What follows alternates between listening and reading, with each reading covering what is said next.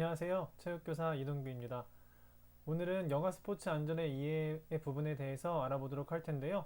오늘 학습 목표는 야외 및 계절 스포츠 활동에서 발생할 수 있는 안전 문제를 이해하고 바람직한 예방 및 대처 방법을 설명할 수 있다라는 학습 목표로 수업을 진행하도록 하겠습니다.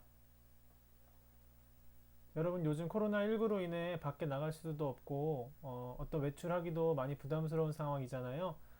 하지만 우리 잘 이겨내서 곧 좋아질 거라고 생각이 듭니다.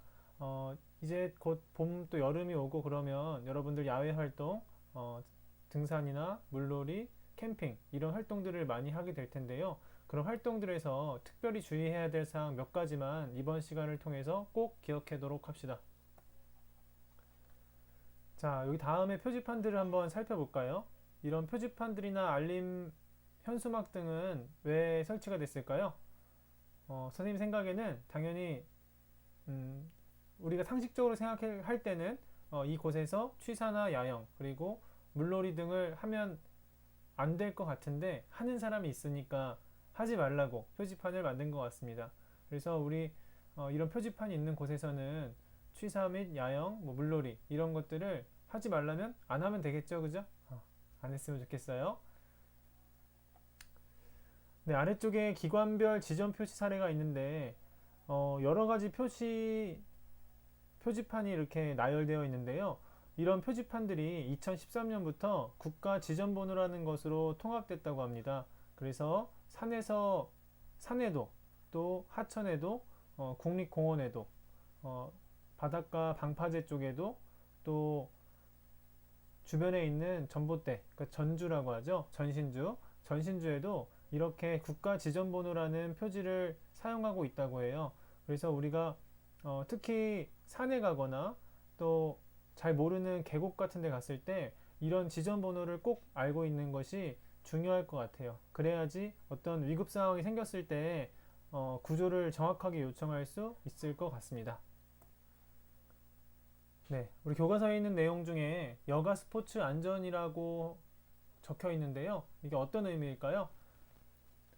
우리가 여가 스포츠를 하기 위해서 밖으로 나가다 보면 우리가 미처 익숙하지 않아서 안전을 위협하는 요소가 있음에도 불구하고 인지를 못하는 경우가 있어요. 그래서 우리가 이번 수업을 통해서 여가 스포츠 상황에서 어떤 것들을 조심해야 되는지 몇 가지만 기억하더라도 큰 도움이 될 것 같아요. 그럼 먼저 캠핑장의 안전 수칙에 대해서 한번 알아볼까요? 캠핑장을 여러분들 가본 적이 있나요? 캠핑장을 가게 되면 어, 가족 단위 또는 뭐 친구 단위로 이렇게 캠핑장을 많이 다니곤 하는데요. 거기서 이제 기분이 좋고 즐거운 분위기다 보니까 조금 무리한 행동을 하게 되는 경향들이 있는 것 같아요. 특히 폭죽 같은 거, 폭죽을 이용해서 뭐 즐거움을 표현한다든가 친구들하고 이렇게 노는 거는 정말 조심해야 될 것 같아요. 왠지 아시죠? 네, 산불 나기 때문에 그런 거죠.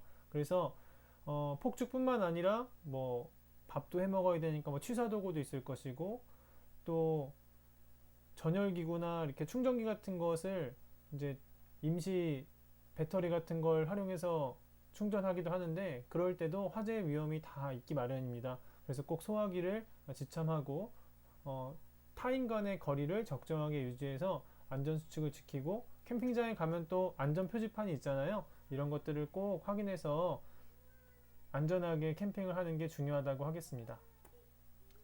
자, 다음으로 등산, 캠핑, 물놀이 등 여가 스포츠 활동의 주의사항에 대해서 알아볼까요?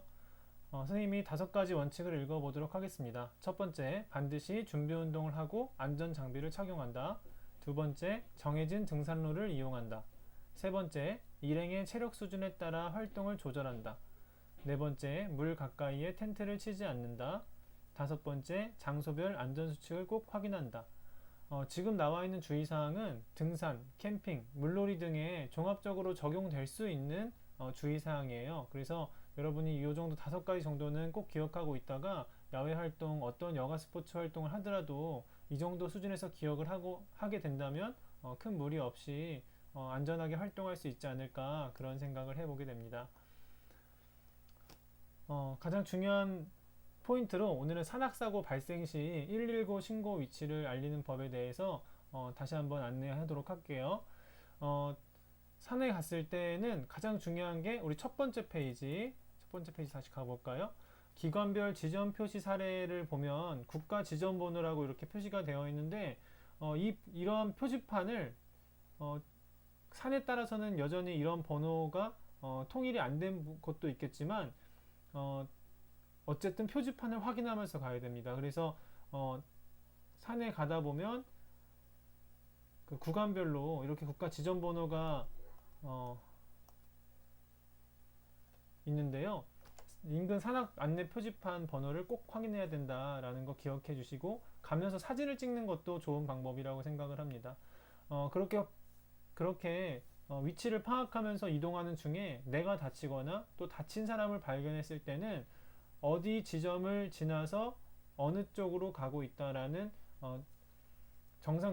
어느 지점을 지나서 정상을 향해서 지금 가고 있는 중에 사고가 발생하거나 또 부상자를 발견했을 때는 119에 신고하기가 훨씬 더 용이하겠죠. 그래서 119에 어떤 위험 상황을 발견하더라도 가장 먼저 해야 될 것은 119에 신고를 하는 겁니다. 여러분들 심폐소생술 수업에서 배웠던 것과 같이 119에 신고하는 것은 무엇보다도 먼저 이루어져야 되는 활동이에요. 119에 신고를 하면서 전화를 끊지 않고 스피커폰 등을 활용해서 그 부상자 또는 나의 사고 발생 경위 및 부상 정도를 알려야 됩니다. 그리고 위치를 정확히 알려야겠고요. 그리고 다른 사람이 다쳤다면 그 사람이 의식을 잃거나 잠들지 않도록 환자에게 대화를 유도하면서 몸을 따뜻하게 해줘야 될 것 같아요. 그리고 기타 내용들은 119에 신고만 하면 구조대에서 친절하게 안내를 해주기 때문에 구조대의 지시에 따라서 구조대를 기다리든지 아니면 부상이 경미하면 그 지시에 따라서 좀 더 구조가 용이하게 이루어질 수 있는 공간으로 이동하든지 이런 방법을 찾을 수 있을 것 같습니다. 네, 마지막 오늘의 퀴즈는 올바른 응급상황 대처 순서는 무엇일까? 입니다. 보기를 보면 가나다라가 있죠? 그래서 이 가나다라에 따라서 응급상황을 대처하는 순서는 어떻게 해야지 올바를까? 라는 거고요. 정답은 현장 살피기, 구조 요청하기, 부상자 상태 파악하기, 응급처치하기입니다. 네, 오늘 수업은 여기까지 하겠습니다. 감사합니다.